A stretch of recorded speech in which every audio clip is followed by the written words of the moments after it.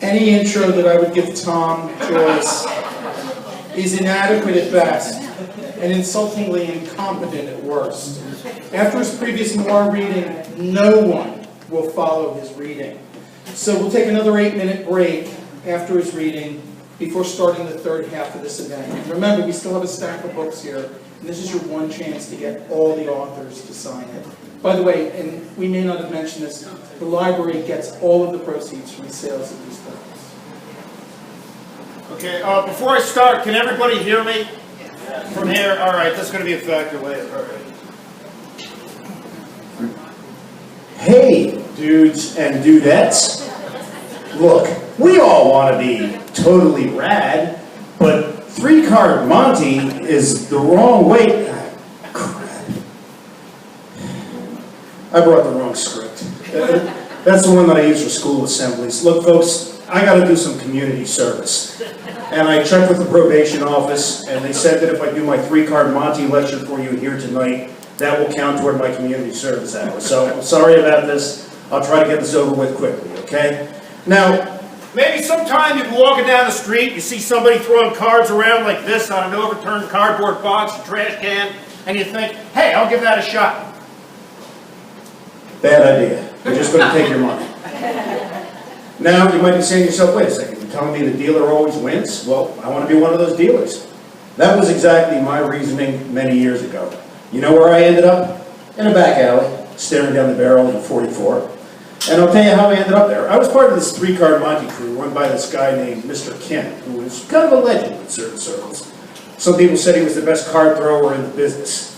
I was the guy whose job was to stand around and pretend to place bets and win them so that people thought they had a chance. Mostly I just had to stand around and look stupid, a task for which Mr. Kim said that I was uniquely well qualified. So one day I went up to Mr. Kim. I say, you know, I've been watching you and studying your technique. I think I'm getting pretty good. In fact, I'm going to go into business for myself.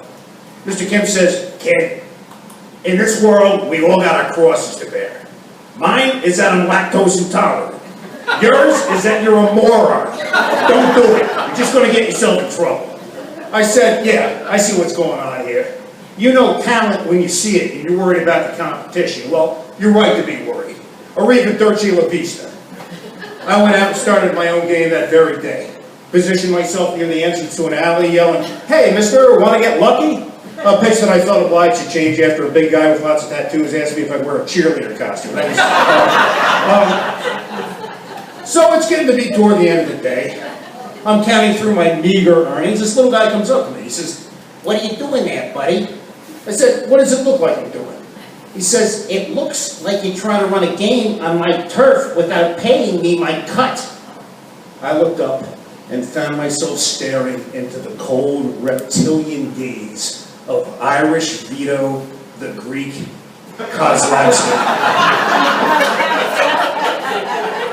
A much feared, if confusingly named, mobster, known for his casual attitude toward the taking of human life. I knew I had to do some fast talking. I said, no, sir, I am not running a game on my own here. I'm with Mr. Kim's crew. I'm running a game for him.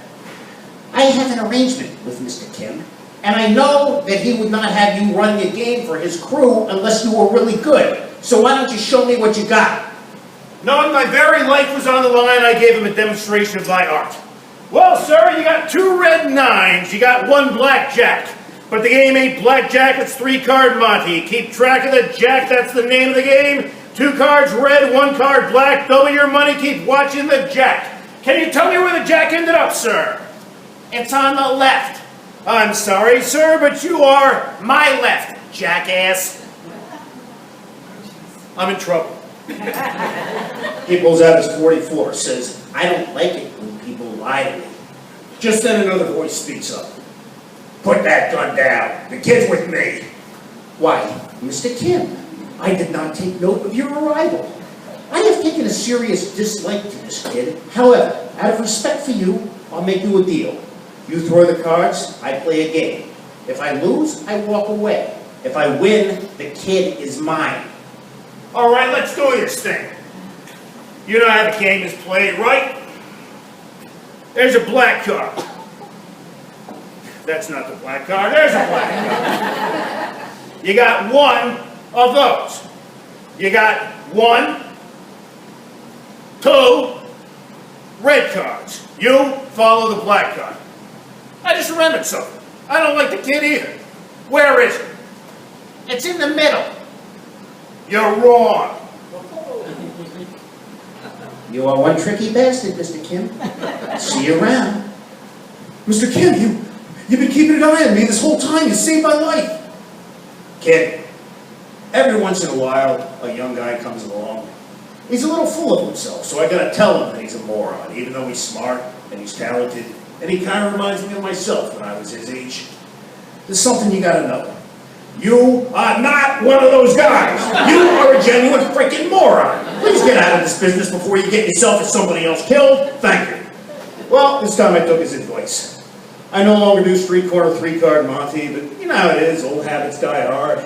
You're in a bar, you don't feel like paying for the next round of drinks. You pull out your cards, you find out the guy next to you is an off-duty cop. Next thing you know, you gotta do some stupid community service lecture for a bunch of very fine people. So, just to sum up, you're walking down the street, you see a 3-card Monte game, don't bet your money. But, as a personal favor to me, don't call the cops either.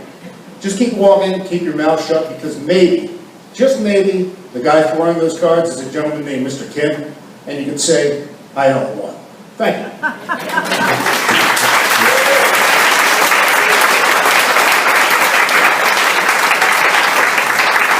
And now you can see why we need an 8-minute break.